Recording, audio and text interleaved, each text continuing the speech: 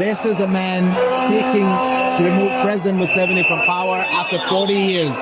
He has incredible support among the young people. As Bobi Wine arrives, so goes the crowd. There is nothing like it.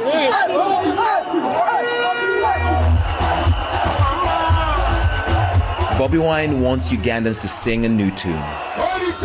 The musician turned politician is running for president for a second time.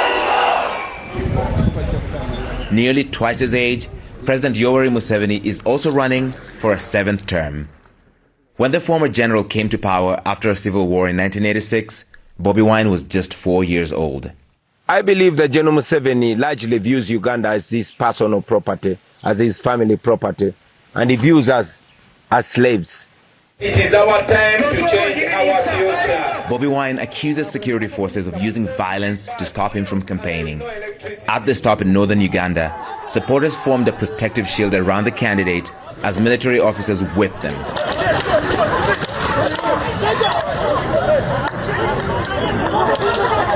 One of his closest aides was wounded. Look at what the police and the military are doing to us for no crime whatsoever.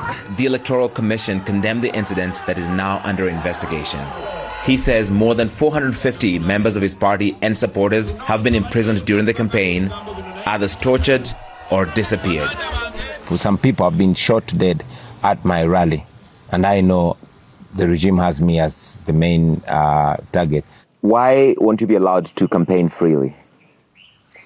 Well, I believe it is fear. It is fear that General Museveni knows that he has no support.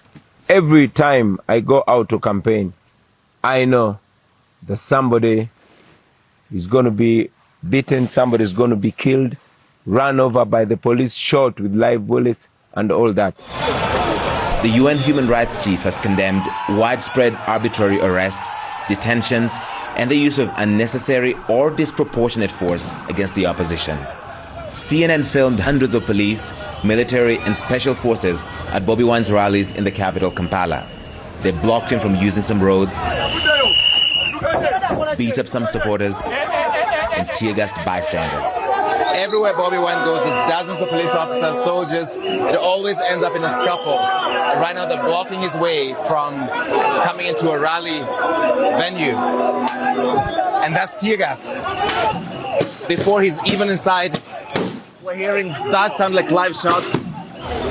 Tear gas in every direction. Tear gas in every direction.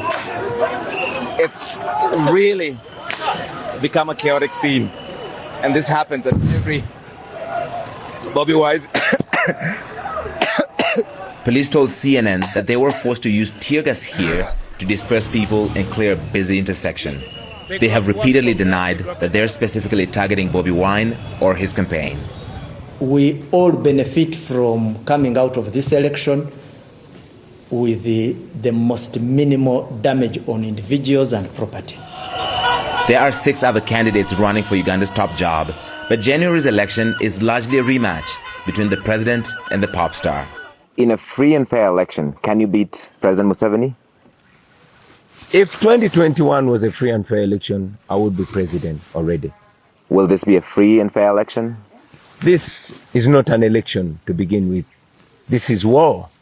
Uganda's Electoral Commission has asked law enforcement agencies to exercise restraint and stick to the law while dealing with candidates. Bobi Wine called this election war because he says so many of his party members have been arrested. You see the violence they face every time they're campaigning. And he calls President Museveni, who's been a civilian leader for 40 years, General Museveni, because he says he rules by the gun. He has captured the country, the military and the police, and they do his bidding. So he does not think that this is a legitimate election in the way that elections are taking place in other parts of the world. And the criticism of Bobi Wine and his supporters that they're violent, that they disrupt businesses, that they block roads, and that's why the police use this heavy-handed tactics. They push back on that and they say, we're just trying to campaign. We want to access the roads and go to the same venues like the opposition, like President Yoweri Museveni, Brian, and they don't always have that chance. Larry, excellent reporting. Thank you for bringing those images to us. Larry Madowo, live for us in Nairobi.